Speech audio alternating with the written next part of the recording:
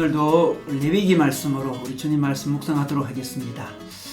오늘은 레위기 24장 우리 10절에서 23절 말씀입니다. 이 본문으로 자신에겐 엄격하게 이웃에겐 간대하게 대하십시오 라는 제목으로 말씀 나누겠습니다. 오늘 말씀에는 하나님의 이름을 모독하는 경우 어떻게 처벌해야 되는지에 대한 말씀이 나옵니다. 하나님의 이름은 하나님의 인격이요 존재입니다. 하나님의 인격을 모독하는 경우 구약에서는 돌로 쳐라고 하고 있습니다. 그런데 오늘 말씀에 하나님 이름을 모독한 사람이 바로 혼혈족이었습니다. 당시 이스라엘에는 이스라엘 민족이 아닌 혼혈족도 많이 있었습니다. 이들은 출애굽할 때 이스라엘 민족을 따라 나왔습니다. 출애굽 시에 하나님의 10가지 재앙을 보고 하나님의 존재를 믿게 된 것입니다. 자신들이 이집트에서 믿던 온갖 잡신보다 여호와 하나님이 참신이라는 것을 깨닫고 출애굽을 따라한 거죠. 그런데 이들은 아직 이집트 사고방식에서 완전히 벗어나지 못했습니다. 그래서 출애굽한 후에 광야 생활이 힘들 때 이집트로 돌아가자고 이스라엘 백성을 유혹하기도 했습니다. 그럼에도 하나님은 혼혈족을 구원의 대상으로 받아주셨습니다. 더욱이 신약시대는 이방인에게 복음의 문이 활짝 열렸습니다.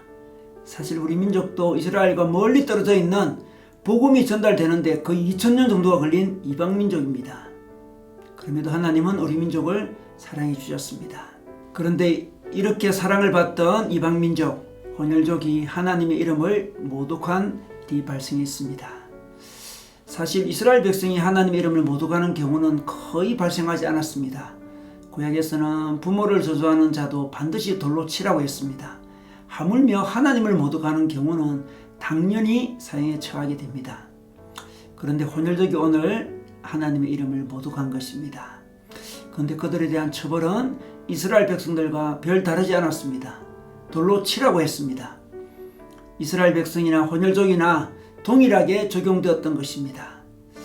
그리고 이어서 나오는 사람들 간의 여러 범죄에 대한 처벌 규정도 하나님께서 말씀하시는데 여기서도 이스라엘 백성이나 혼혈족이나 동일하게 적용되도록 하셨습니다. 혼혈족을 차별하지 않았습니다. 그렇다고 이스라엘 민족도 차별하지 않았습니다. 법 앞에 만인이 평등하도록 하셨습니다.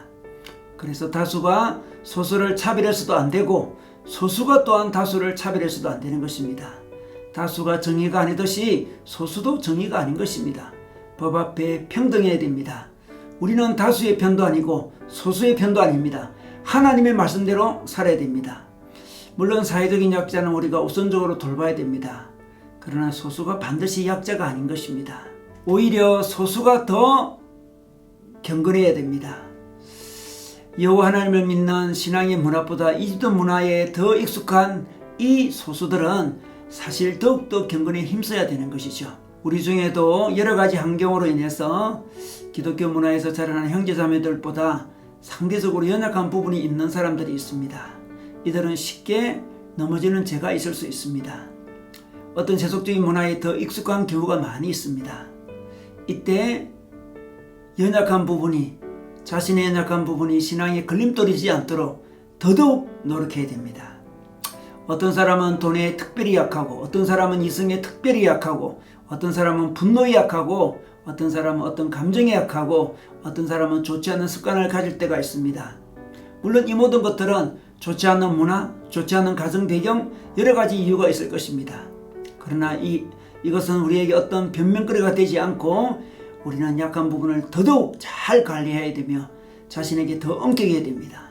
그래야만 하나님 백성으로 온전히 세워질 수 있습니다. 그리고 더 나아가서 여러 처벌 규정도 하나님은 공평하게 만들어 주셨습니다. 대표적인 것이 동해복수법입니다. 곧 피해를 입힌 만큼 배상하거나 처벌해야 하는 법이 동해복수법입니다. 즉 복수는 눈은 눈으로 이는 이로 갚아야 되는 것입니다. 어떤 사람에게 피해를 입었다면 정당한 수준의 보상을 요구해야 된다는 원리입니다. 피해자가 복수할 때 지나치게 복수해서는 안 된다는 원리입니다. 눈을 다치게 했는데 얼굴 전체를 보복하면 안 된다는 것이죠. 당시에는 피해를 입은 것보다 더 많은 보복을 하는 것에 대한 유혹이 있었습니다. 사실 현대도 마찬가지입니다. 우리가 누구에게 피해를 입으면 그 이상을 보복하고 싶어 합니다. 이것은 대단한 유혹이죠. 자신 속에 분노가 있거나 상처가 있는 사람은 더 높은 보상을 요구하는 경향이 있습니다. 그러나 하나님의 법은 공평합니다. 자신의 분노가, 자신의 보상이 정당한지 공평한지를 우리는 점검해야 됩니다.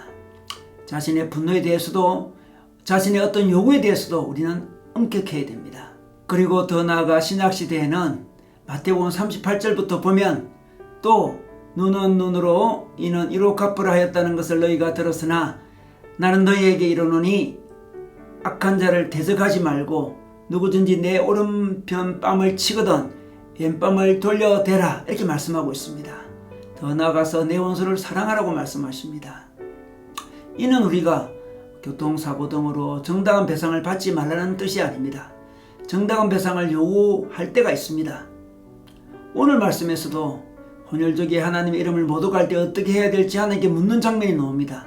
우린 여러 다양한 상황 속에서 성령께 물어보고 지혜를 따라서 각 상황에 맞게 대처하되 정당한 보상을 받을 필요가 있습니다. 그러나 기본적으로 우리는 원수를 사랑하는 자세로 사람을 대해야 됩니다. 우리 하나님께서 우리가 죄로 인해 원수 되었을 때 우리를 용서해 주셨기 때문에 그렇습니다. 우리가 용서를 받은 간격이 있다면 우리는 다른 사람을 용서할 수 있습니다. 용서하면서 우리는 은혜의 하나님을 닮아가게 되는 거죠. 그러므로 우리는 우리 모두에게 공평해야 됩니다. 다수든 소수든 차별해서는 안 됩니다. 그리고 더 나아가서 우리의 약한 부분을 더 강하게 강화해야 되며 더 강하게 점검해야 됩니다. 자신에게 대해서는 엄격해야 되는 거죠. 대신 상대방이 약한 부분에 대해서는 사랑으로 용납해야 됩니다. 이것이 바로 하나님 나라의 법입니다. 오늘도 자신에게는 엄격하게, 다른 사람에게는, 이웃에게는 간대하게 대하는 하루가 되시기를 주님의 이름으로 축원합니다.